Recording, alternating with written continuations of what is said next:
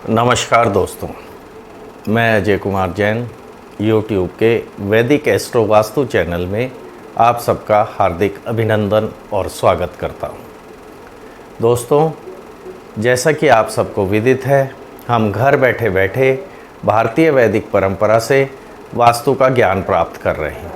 आओ वास्तु सीखें।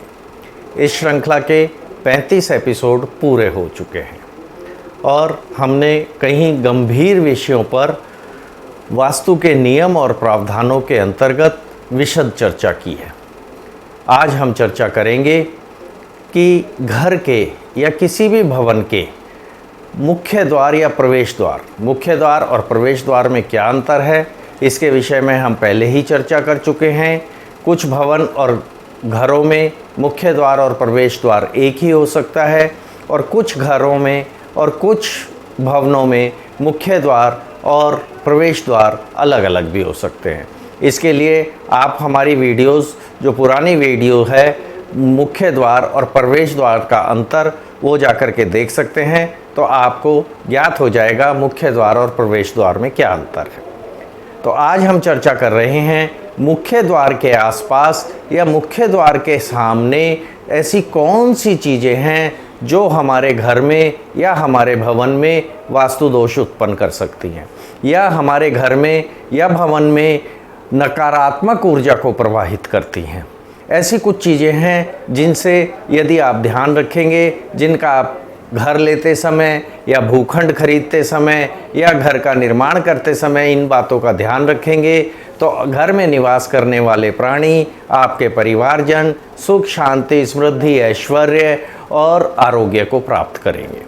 तो ये सभी चीज़ें जिनकी आज हम चर्चा करने जा रहे हैं, इनका आपको विशेष ध्यान रखना है। आपको घर लेते समय या घर बनाते समय यह विशेष ध्यान रखना है कि मुख्य द्वार के सामने कोई बहुत बड़ा पेड़, खंबा, बिजली का खंबा, कोई ट्रांसफार्मर, मोबाइल टावर आदि तो नहीं लगा हुआ है।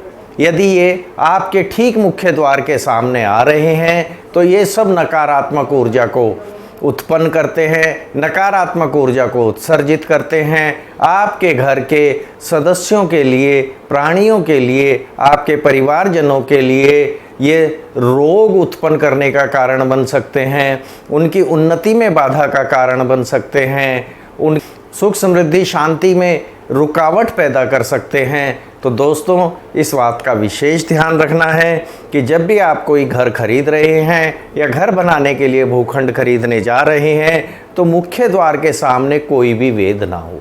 इसे द्वार वेद के नाम से भी जानते हैं हम।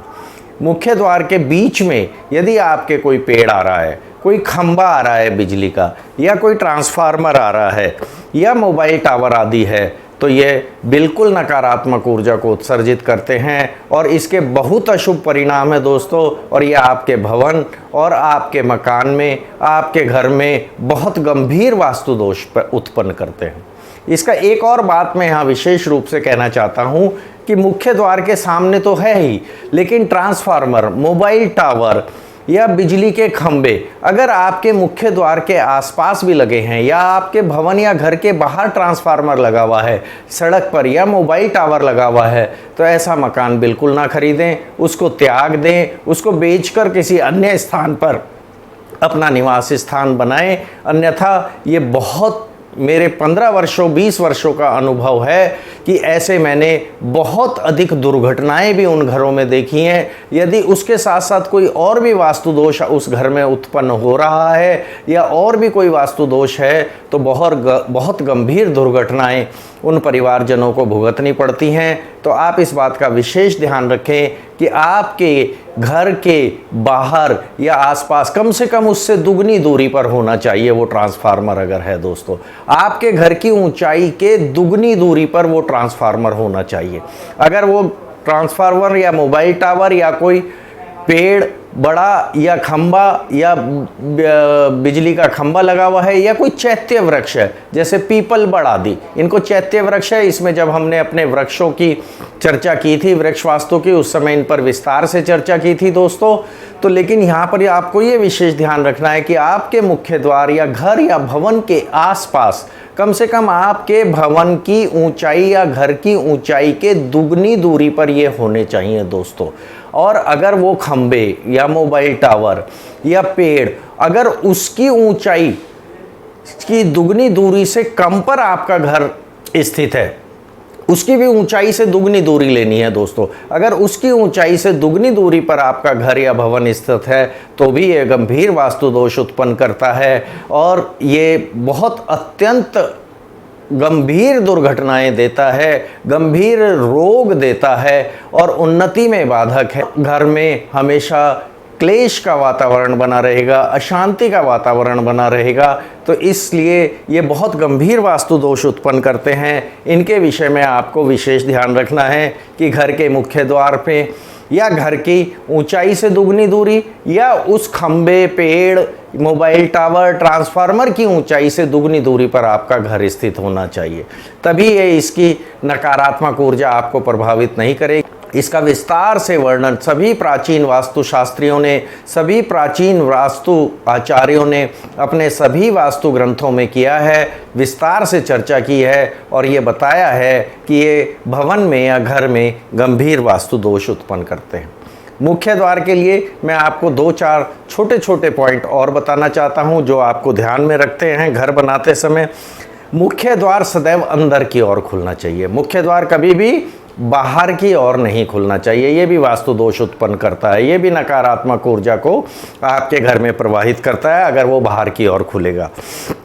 मुख्य द्वार के अंदर घुसते ही सामने बिल्कुल सीढ़ी नहीं होनी चाहिए। जैसे आपने ये मुख्य द्वार खोला और बिल्कुल एकदम सामने अगर उसमें सीढ़ियाँ बनी हुई हैं तो ये भी आपके भवन और घर में वास्तु दोष उत्पन्न करता है। घर के मुख्य द्वार से घुसते ही सामने टॉयलेट नहीं होना चाहिए, टॉयलेट नहीं दिखना चाहिए। ये गंभीर वास्तु रोग उत्पन्न करता है, वास्तु दोष उत्पन्न करता है और उसके साथ ही ये घर में रहने वाले प्राणियों को रोगी बनाता है, दुर्घटनाओं का कारण है।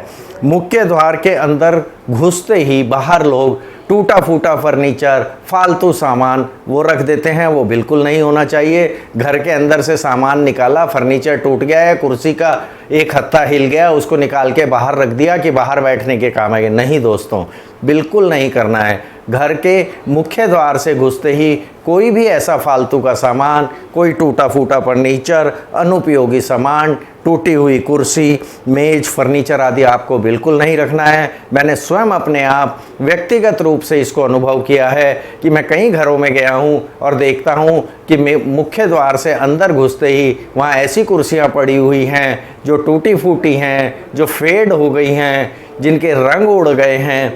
ऐसा कोई भी सामान, कोई भी फर्नीचर, टूटी फूटी मेज आपको बिल्कुल नहीं रखनी है। टूटी हुई बाल्टी मुख्य द्वार से घुसते ही कचरे के लिए रखनी है। कचरा पात्र बिल्कुल ना रखें मुख्य द्वार से घुसते ही।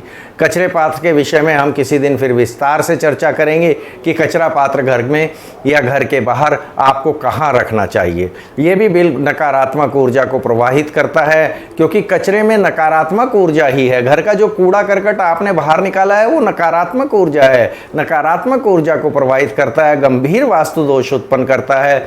कचरा पात्र के विषय में अपन आने वाली किसी वीडियो में विस्तार से चर्चा करेंगे, लेकिन इसका आपको विशेष ध्यान रखना है कि घर के मुख्य द्वार से घुसते ही कोई कचरा पात्र, कोई टूटा फूटा फर्नीचर, टूटी हुई कुर्सी, मेज या फालतू का सामान आपको बिल्कुल नहीं रखना है। जूते चप्पल भी नहीं रखने हैं मुख्य द्वार के सामने या प्रवेश द्वार के सामने। इसके विषय पर हम विस्तार से चर्चा कर चुके हैं।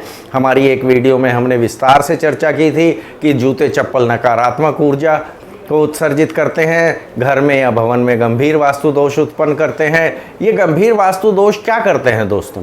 ये घर में या उस भवन में निवास करने वाले प्राणियों को सुख, समृद्धि, शांति, ऐश्वर्य और आरोग्य में बाधाएं उत्पन्न करते हैं, उनकी उन्नति में बाधाएं उत्पन्न करते हैं। घर में सौहार्दपूर्ण वातावरण नहीं रहता, घर में अशांति और क्लेशपूर्ण वातावरण रहता है। तो यदि आप इन सब से बचना चाहते हैं तो इन बातों का विशेष ध्यान रखिए। आज के लिए इतना ही। यदि मेरी ये वीडियो आपको पसंद आई हो तो इसे लाइक और सब्सक्राइब अवश्य करें। लाइक और सब्सक्राइब करेंगे तो आने वाली वीडियोस, सभी वीडियोस आपको बिना किसी विघ्न बाधा के निर्बाध रूप से प्राप्त होती रहेंगी। आप इन सभी वीडियोस को देखने के लिए हमारी वेबसाइट www.vedicastrovastu.in पर भी जा सकते हैं और वहां पर जाकर भी इन सभी वीडियो को विस्तार से देख सकते हैं। यदि कोई वीडियो आपकी छूट गई है तो उसको वहां पर देख सकते हैं। मेरा आपसे बार बार अनुरोध है, कृपया इन वीडियोस को एक एक नहीं, जो गंभीर छात्र हैं, जो वास्तु के गंभीर ज्ञान को प्राप्त करना चाहते हैं, इन वीडियोस को कई बार देखें, बार बार देखें, इनके नोट्स बनाएं और इसका अभ्यास करें। धन्यवाद। नमस्कार।